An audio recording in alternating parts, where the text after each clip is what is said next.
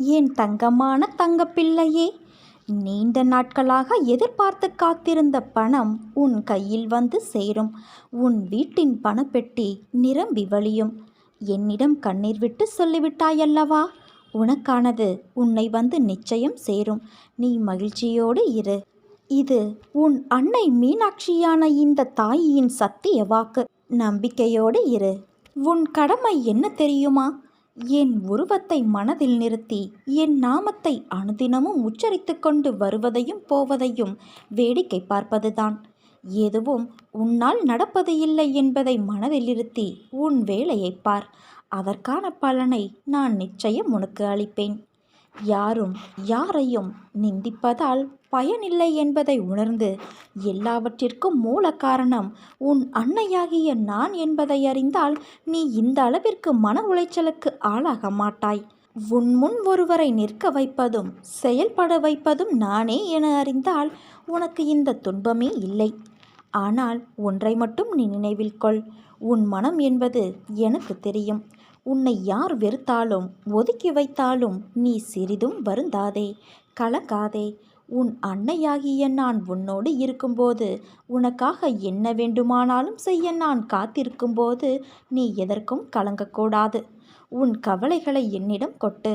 உன்னை தாங்க இந்த மடி இருக்கும்போது உனக்கேன் இந்த மறுகள்? நீ இந்த அன்னையின் செல்ல குழந்தை. உன்னை பாராட்டி சீராட்டி தாயாக தாங்க உன் அன்னை நான் இருக்கும்போது நீ எதற்காகவும் கலங்கக்கூடாது என் தங்கமே. உனக்கு கிடைக்க வேண்டிய எல்லாம் நிச்சயம் சரியான நேரத்தில் உன்னை வந்து சேரும். தைரியத்தோடும் உறுதியான செயல்பாடுகளாலும் வருவதை எதிர்த்து நில். நிச்சயம் நீ வாழ்ந்து விடலாம். நம்பிக்கை இல்லாமல் வாழ்க்கை இல்லை. நீ எந்த செயலை செய்தாலும் இருமனதாக எதையும் செய்யாதே. முழு மனதோடும் நம்பிக்கையோடும் செய். எதற்காகவும் அஞ்சாதே. உன்னோடும் உன் குடும்பத்தோடும் உன் அன்னையான நான் இருக்கிறேனே. என் பிள்ளை, நீ என்னையே நினைத்து கொண்டே இருக்கும்போது உன் துயரத்தை நான் போக்க மாட்டேனா?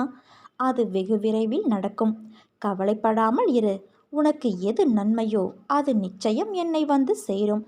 அந்த எண்ணத்தை வளர்த்துக்கொள் என் குழந்தையே. இந்த எண்ணம் உள்ளவர்களே வாழ்க்கையில் வெற்றி பெறுவார்கள்.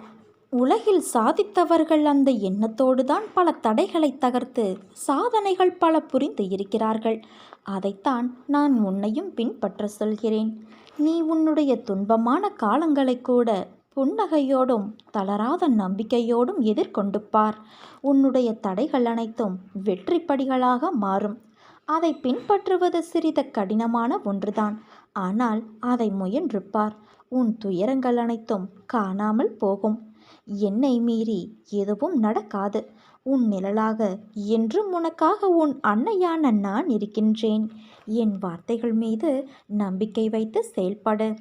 ஆனால் ஒன்றை மட்டும் நான் உன்னிடம் சொல்ல விரும்புகிறேன்.